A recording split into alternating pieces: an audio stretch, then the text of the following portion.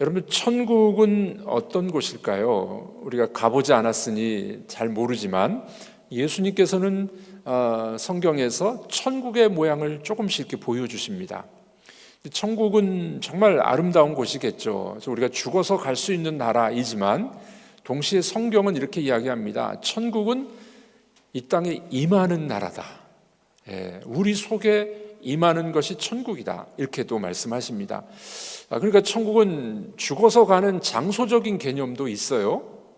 하나님 나라 우리가 분명히 들어갑니다. 그런데 천국은 여기 있다 저기 있다 말할 것이 아니라 너희 안에 있느니라 이렇게 말씀하셨죠.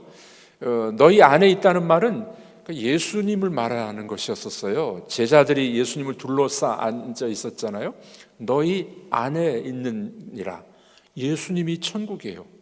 예수가 있는 곳이 천국입니다. 그리고 그 예수님을 믿게 되면 예수님이 우리 속에 들어오시니 우리 마음속이 천국이 될 수 있는 겁니다. 그러니까 천국은 곧 하나님의 임재가 있는 곳이고 예수님이 있는 곳이 바로 천국이죠. 그래서 여러분들 이 교회나 가정은 우리 예수 믿는 사람들은 늘 천국이 임해야 됩니다. 천국이 임해야 돼요. 우리 한국 기독교인들의 약점은 뭐냐면은 여러분 구원파 아시죠? 구원파는 되게 한 번 내가 예수 믿으면은 어떤 죄를 져도 괜찮아 뭐 이렇게 주장해요. 또 다락방, 예전에 이 다락방이란 이 이단이 일어나서 지금도 있어요.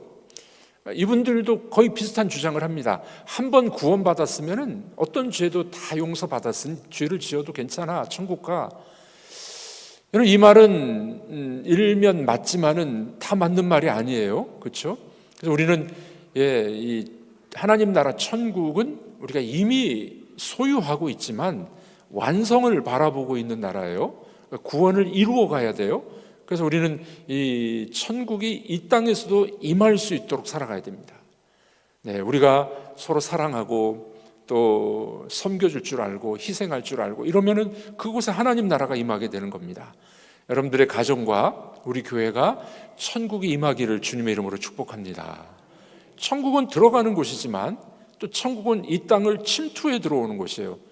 천국은 이 땅에 우리 가정과 교회 속에 침투해 들어와서 이 하나님 나라 천국의 모습을 이루어 가야 된다 하는 겁니다. 예수님께서는 그래서 천국의 비유를 여러 가지로 말씀하신 겁니다. 우리 잘 아는 이 품꾼의 비유 아니겠습니까? 이 품꾼의 비유의 핵심이 뭐냐면은 천국은 자격 없는 사람들의 나라다. 자격이 있는 사람이 아니라 자격 없는 사람들이 들어가는 곳이야, 이렇게 말씀하고 있죠. 오늘 비유에 보면 두 부류의 사람이 등장합니다. 한 부류는 누굽니까? 원망하는 사람이죠. 또 한 부류는 말이 없는 사람들이에요. 원망하는 이유가 뭘까요? 내가 자격이 있는데 나 이것밖에 안 주냐고, 나를 이렇게밖에 대우하지 않느냐고 하는 사람들은 원망합니다. 그렇죠? 그러나 말이 없는 사람들이 있어요. 이 사람들은 나는 자격이 없어. 그런데 나에게 한 데나리온을 주시고 구원을 해주셨으니 할 말이 없는 거예요. 너무 감사해서 은혜를 받았기 때문에 단지 송구할 따름입니다 하는 두 부류의 사람이 있습니다. 여러분들 원망하는 부류이십니까? 입이 있어도 말이 없는 분들이십니까? 그러니까 이제 원망하는 사람들은 문제가 있어요. 오늘 본문에도 보면은 원망하는 사람들, 그 사람들은 천국 백성이 아닌 것처럼 예수님 말씀하고 있지 않습니까? 포도원 주인이 일꾼을 고용했습니다. 품삯이 얼마입니까? 한 데나리온입니다. 한 데나리온은 우리가 알고 있듯이 노동자 하루 품삯입니다. 요즘에 이 노동자들 품삯이 되게 비싸졌더라고요. 그냥 막노동을 해도요, 보통 15만 원에서 20만 원 이렇게 받더라고요. 조금 이제 기술이 있는 사람들, 타일공 또는 뭐 좀 벽지 뭐 이런 쪽으로 좀 기술 있는 분들은요, 25만 원, 30만 원까지 받더라고요. 요즘에 건축비가 조금 떨어지는가 싶었더니 자재비는 떨어졌대요. 자재비는 떨어졌는데 품삯이 올라가가지고 건축비가 안 떨어진대요. 품삯이 참 비싸졌습니다. 하여간 이 예수님 당시 한 데나리온은 하루 품삯이에요. 하루 품삯. 예수님이 일찍 노동시장에 나갔습니다. 일꾼을 고용합니다. 아침 일찍 아마 새벽 6시쯤 나갔었을 것 같아요. 그 다음에는 9시, 또 오전 12시, 오후 3시, 그리고 오후 5시 이렇게 나가십니다. 성경에 나온 시간은 여기에다가 플러스 6을 해야 돼요. 다 아시죠? 유대인들의 시간은 해가 뜰 때를 1시로 보기 때문에 여기 성경에 나오는 시간에 더하기 6을 하셔야 오늘날 시간이 됩니다.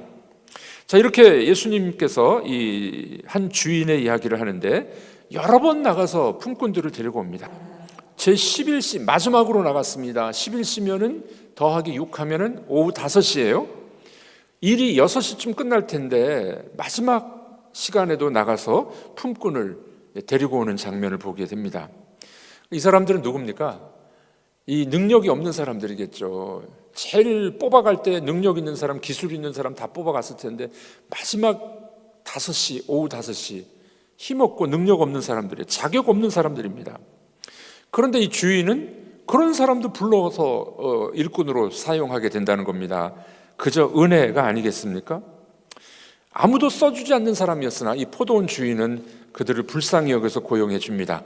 그리고 품삯도 쳐서 줍니다. 자, 예수님이 말씀하신 이 포도원 주인이 누굴까요?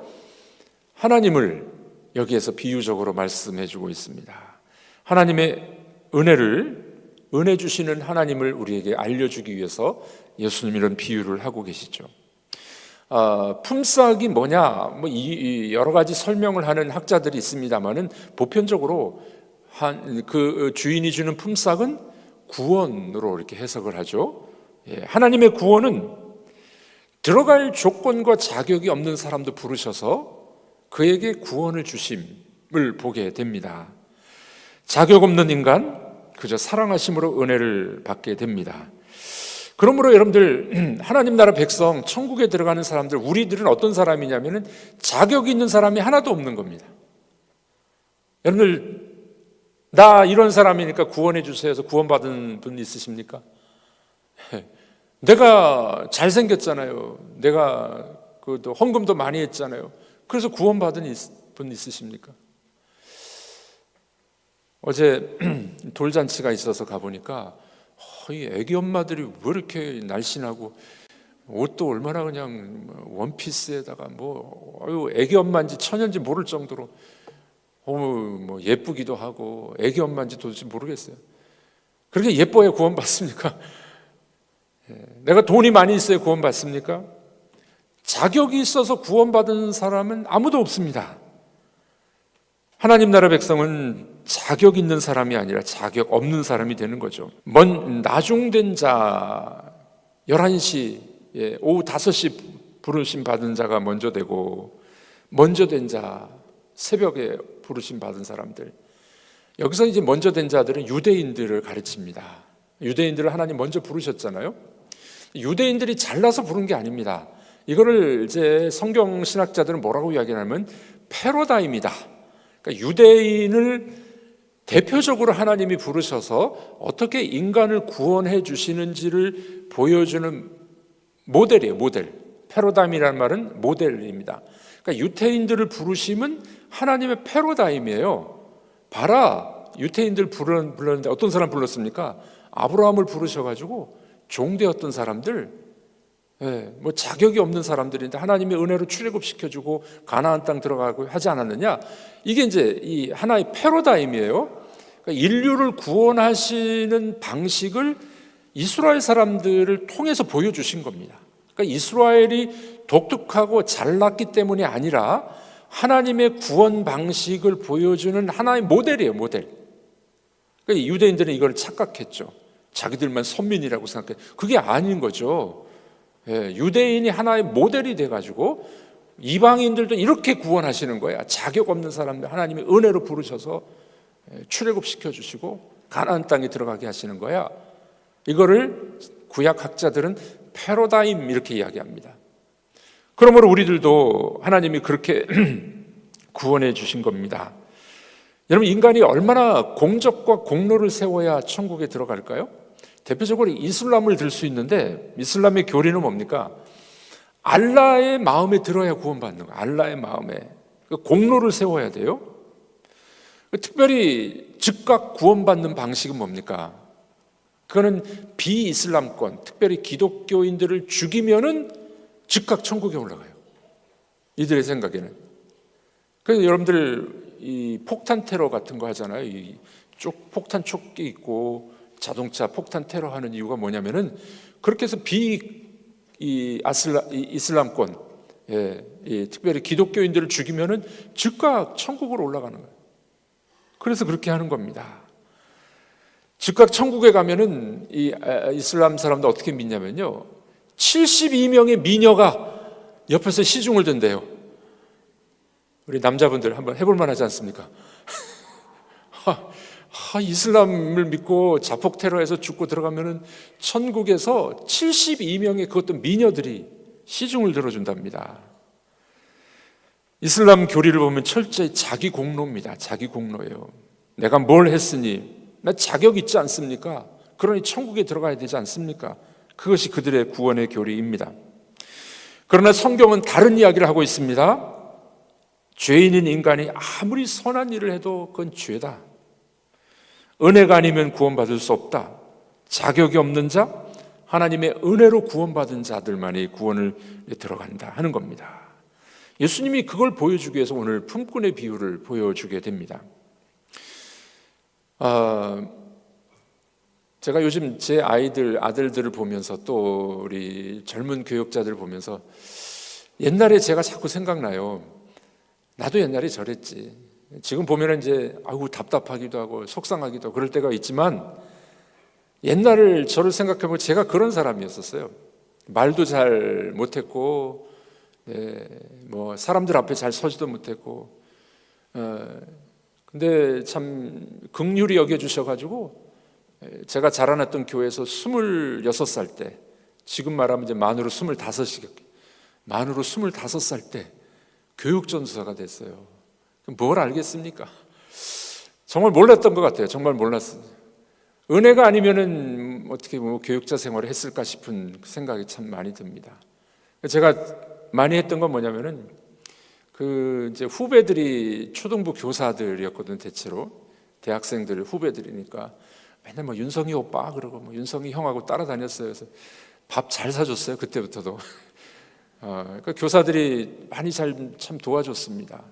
뭐 할 줄 아는 게 있어야죠. 할 줄 아는 게 별로 없었어요. 그런데 참 은혜를 많이 받아서 초등부 교육전사도 하고 또 강도사 되고 또 목사도 되고 조금씩 그렇게 성장을 했던 것 같습니다. 또 하나님이 주신 은혜를 보니까 얼마나 많은지, 저는 그런 믿음이 있습니다. 하나님 저희를 불쌍히 여겨주세요. 이런 기도가 필요한 것 같아요. 하나님이 긍휼과 자비를 베풀어 주셔서 그 일을 이루어 주십니다. 우리 교회 건축도 그랬지, 교회 부흥도 그러죠, 성도들이 모여드는 것도 그렇지. 하나님이 저희를 불쌍히 여겨주시옵소서. 하나님이 불쌍히 여겨주시더라고요. 또 우리 교회가 지금 12,000개 정도 되는데 미자립교회가 약 5,000개 정도 됩니다. 몇 퍼센트예요? 한 40% 되나요? 미자립교회가 너무 많아요. 농촌교회, 어려운 교회. 미자립교회라 하면은 1년 예산이 3천만 원 이하, 3천만 원 미만이 되는 교회를 미자립교회라고 이야기합니다. 근데 이 일을 돕게 하기 위해서 또 제가 이사장이 돼야 된다고 그걸 또 이렇게 불러주셔가지고 할 수 있게 됩니다. 저는 노회장도 안 하려고 그랬어요. 여기 이제 오래되신 목사님들이 많이 있어가지고 다 후배들인데 여기 전입순으로 이렇게 회장을 하더라고요. 전입순으로 하니까. 제가 예전에 있었던 노회는 전입순이 아니라 총신신학대학원 졸업순으로 해요. 졸업 기수로 이렇게 선배 후배를 따지는데 여기 1인 노회에 오니까 전입순이야. 그래서 제가 오니까요, 이전에 있었던 저희 교회 부목사님보다 제가 더 밑에 있어요. 이렇게 재밌더라고요. 뭐 어쩌든 뭐 여기 법이니까. 저는 은퇴할 때까지 노회장 안 될 거구나 마음을 놓고 있었습니다. 바쁘니까 노회 일까지 하기 힘들다. 잘 됐다. 나는 안 돼도 된다. 이번에 또 어떻게 돼가지고 할 사람이 없대요. 중간에 하는 사람들이 다 빠지고 안 한다고. 또 제가 또 해야 된다고 와서 또 사정을 하네요. 목사님 이름만 걸고 앉아 있어 주십시오. 그 이름만 건다는 게 내가 또 속아 넘어갔어요. 이름만 거는 게 아니더라고 보니까. 또 다 가서 도와줘야 되고 일을 도와줘야 되는데, 제가 일을 하면서 또는 사역하면서 느낀 게 있는데요, 자격이 있어서 한 적이 별로 없었던 것 같아요. 하나님이 세워주시고 또 은혜를 주시고 그러다 보니까 하나님의 은혜가 넘치는 것을 또 경험하게 됩니다. 나 자격 있으니까 나 노회장 시켜줘 이렇게, 그 얼마나 볼썽사나운 일입니까? 나 이 정도 교회니까 나를 이사장 시켜줘야 돼. 그 얼마나 부끄러운 일이 되겠습니까? 자격이 없지만 그러나 하나님이 세워주시면 또 충성하고 일하고. 여러분, 구원이 그런다는 거예요. 하나님 나 자격 있으니까 하나님 나라 갈 수 있죠? 그게 아니라는 겁니다. 그래서 하나님 나라는 자격 없는 자의 나라입니다. 자, 한번 따라해 보겠습니다. 하나님 나라는 자격 없는 자의 나라입니다. 그러니 얼마나 감사한 일이에요. 우리처럼 자격 없는 사람이 들어갈 수 있으니 너무 감사하죠. 뿐만 아니라 오늘 예수님은 하나님 나라는 공평하고 긍휼의 나라라는 거예요. 긍휼과 공평이 있는 나라. 여러분들 오해가 없기를 바랍니다. 천국은 불공평한 나라입니다. 왜냐하면 일한 대가만큼 주지 않기 때문에 그렇습니다. 이 품꾼들이 새벽 6시부터 왔으면 이 사람들 더 많이 줘야 되잖아요. 그게 인간 사회에서는 공평이에요. 근데 하나님 나라는 불공평해요. 그런데 그게 진짜 공평해요. 6시에 온 사람이나 오후 5시에 온 사람이 똑같이 줍니다. 그래서 이 불평을 우리가 할 수 없어요. 교인들은 우리가 불평할 수가 없어요. 왜냐하면 이 불공평의 최대 수혜자가 나기 때문에 그렇습니다. 그렇죠? 우리가 늦게 구원받았든지 한 일이 없어도 구원받았으니까 이건 세상적으로 보면 불공평해요. 그런데 그 불공평의 최대 수혜자가 나예요. 그러니 불만이 있을 수 없는 거죠. 여러분들에게 여쭤보겠습니다. 불만이 있으십니까? 아유, 교회가 그래, 교회가 불평이 혹시 있으십니까?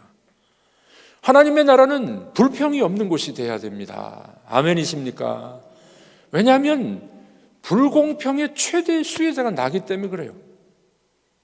아무 조건과 자격이 없는 나를 구원하셨는데, 그러니 하나님 너무 감사합니다. 여러분들 앞으로 불공평하다고 생각하는 일들이 있을 때마다 기억하십시오. 내가 최대 수혜자니 불평이 아니라 하나님 감사합니다. 뭐라도 감사합니다. 지난주에 우리 권사님 그 미술 작품 전시회가 있어서 갔다가 오는데 그 권사님이 그렇게 간증하시더라고요. 남편 구원을 위해서 계속 기도하고 있는데 아침 출근할 때마다 늘 그런 이야기 인사를 한답니다. 항상 기뻐하라. 그럼 남편이 범사에 감사하라. 그리고 나가신대요. 아침 인사가 그걸 합니다. 항상 기뻐하고 범사에 감사하고 불평이 우리 속에 있어서는 안 됩니다. 가끔 올라오죠, 불평이. 그때마다 어떻게 하라고요? 불공평의 최대 수혜자가 나이니 하나님 제가 불평하지 않겠습니다. 아멘이십니까? 여러분들 가정과 또 우리 교회 안에서 이 불공평해요. 불만이 많습니다. 이거는 딱 끊어지기를 주의 이름으로 축복합니다. 나 같은 죄인에게도 희망이 있다면 하나님 나라는 불공평한 곳이에요. 세상적으로 봤을 때는. 나 같은 죄인에게도 희망이 있다면 천국은 죄인조차도 의롭다고 하는 곳이 천국입니다. 하나님의 셈법은 바로 그것입니다. 인간의 공평과는 다른 셈법이에요. 조건 없는 자, 무조건 무자격자인 우리를 용서해 주신 겁니다. 그러므로 우리를 의인이라고 불러주시게 된 겁니다. 이거를 성경은 뭐라고 이야기합니까? 말할 수 없는 은혜인 것입니다. 그러므로 은혜는 그 자체가 불공평해 보입니다. 하나님께로는 공평한 일이 될 줄로 믿습니다. 여러분, 우물이나 샘은 어떻습니까? 우물과 샘은 물을 계속 길어 올려야 물이 또 나와요. 그런데 몇 년 동안 우물과 샘을 덮어놓으면 어떻게 되겠습니까? 물이 잘 안 나와요. 다른 곳으로 흘러가게 되어 있습니다. 마찬가지로 우리에게 주신 은혜, 우리가 은혜로 구원받았는데 우리도 은혜를 흘려보내셔야 됩니다. 자, 우리 한번 정신을 차리시고 자, 따라해 보겠습니다. 은혜를 받았으니 은혜를 흘려보내겠습니다. 네. 은혜를 흘려보내야 돼요. 이게 하나님 나라 백성의 모습입니다. 구원의 기쁨도 그렇습니다. 여러분, 세례받고 구원받고 얼마나 기뻤었습니까? 그런데 갈수록 이 기쁨이 줄어드는 것 같죠? 종교 의식으로 또는 주일날 나오기도 하고 이게 참 중요합니다. 습관이 중요해요. 그런데 우리의 기쁨이 고갈되는 이유가 어디 있을까요? 은혜로 구원받았으니 우리가 흘려보내면 기쁨이 흘러넘치게 되어 있습니다. 얼마나 중요한 원칙인지 모르겠습니다. 어제 바빴습니다. 장모님 일주기 추도 예배가 있어서 갔다가 또 대전에 우리 예전에 했던 영어 동화책 그림책 읽기 하셨던 교수님이 영어 그림책 박물관을 개관해서 또 같이 축하해주고, 또 돌잔치가 있어서 또 돌잔치 갔다 이렇게 왔습니다. 그 영어 그림책 박물관을 오픈하신 그 교수님이 본인이 그런 이야기 하더라고요. 자기는 믿음이 좀 가짜 같대요, 자기는. 그런데 행동하는 걸 보면은 진짜 믿음의 사람입니다. 이분이 영어 동화책 그림책 읽기를 하면서 한 번에 들어오는, 한 학기에 들어오는 수익이 몇 천만 원씩 들어와요. 그런데 자기 수익으로 하나로 잡지 않습니다.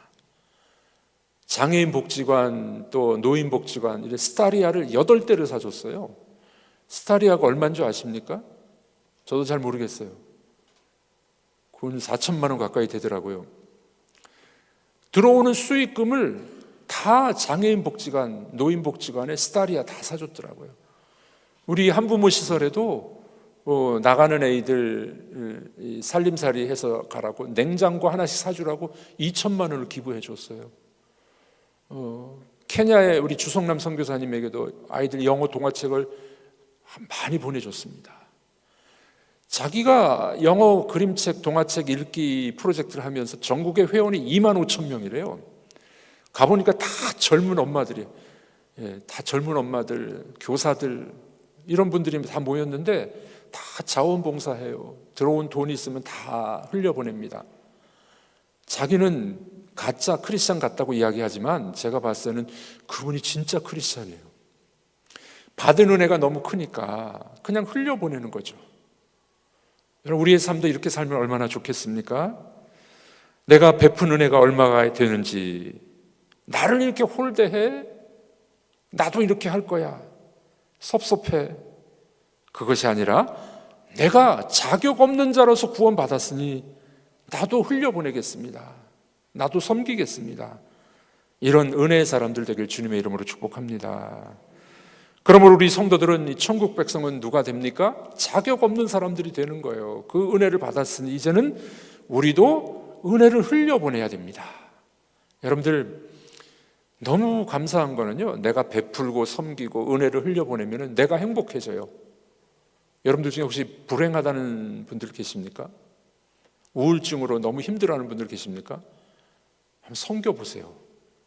어려운 사람들 도와주고 가서 발을 씻겨주고 먹을 거를 좀 주고 섬겨보십시오. 우울증이 딱 끊어질 거예요. 안 끊어지면은 저한테 오십시오. 이 하나님의 법칙이에요. 하나님의 법칙. 섬겨주고 베풀 때, 은혜를 흘려보낼 때 그런 사람들을 천국 백성이다 이렇게 말씀하고 있습니다. 여러분, 그렇습니다. 자격 없는 우리를 부르셔서 우리를 의인으로 만들어주신 주님, 그 주님 앞에 감사하는 여러분들이 되길 주의 이름으로 축복합니다. 어떤 사람이 너무 병약했어요. 시골의 통나무집에 살았습니다. 몸이 너무 약했습니다. 그래서 집 앞에 큰 바위가 있던 바위 덩어리가 큰 게 있어요. 그러니까 시야를 가려가지고 너무 불편한 거죠. 불만이 많았습니다. 그래서 하나님 앞에 기도를 합니다. 하나님, 이 바위를 좀 치워주세요.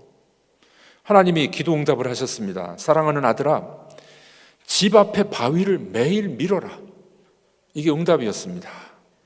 그래서 이 병약한 이 남자가 희망을 갖고 기도하면서 매일 아침마다 이 바위를 밀었어요. 매일 밀었습니다. 8개월 동안 밀었어요. 근데 이 바위가 움직이질 않네. 너무 커가지고. 희망이 회의가 되어버렸습니다. 8개월 후에 이제 자로 재봤어요. 이 바위가 얼마나 움직여졌는가. 하나도 움직이질 않았어요.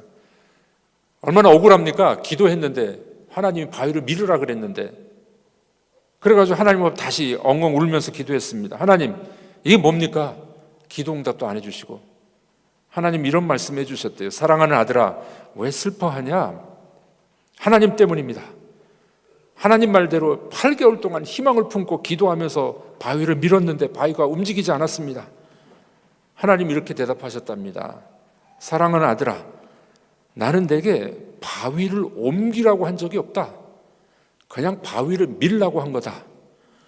이제 네 자신을 거울로 가서 봐라. 거울로 가서 봤더니요, 병약했던 이 남자가 근육질이 된 거예요. 근육질이 8개월 동안 막 밀어졌겠으니까 근육이 붙은 겁니다. 근육이. 그래서 동시에 이런 깨달음이 왔다고 합니다. 지난 8개월 동안 그렇게 많이 했던 기침이 끊어진 거예요. 매일 기분이 좋았고 잠도 잘 잤다는 겁니다. 여러분, 우리 삶 속에 거추장스러운 바위덩어리 같은 것들이 있어요. 그런데 그 거추장스러운 것들이 우리에게 보배가 될 수 있습니다. 걸림돌이 아니라 디딤돌이 될 수 있는 거예요. 그 이후에 이 남자가 밖에를 보니까 바위가 얼마나 예뻐 보이는지, 환경이 얼마나 좋아 보이는지 그렇게 바뀌었다고 합니다. 여러분, 우리 앞에 바위가 있어도 우리는 변할 수가 있습니다. 우리가 자격이 없지만, 우리에게는 허물이 많지만 하나님이 우리를 변화시켜 주시면 우리가 변화될 줄로 믿습니다. 은혜를 거저 받았으니 이제는 은혜를 베푸는 그런 성도들이 되시기를 바랍니다. 이 사람을 천국 백성 그렇게 이야기합니다. 은혜를 받았으니 은혜를 베푸시길 바랍니다. 매일 이렇게 고백했으면 좋겠습니다. 자격 없는 죄인이지만 주의 은혜로 구원받았습니다.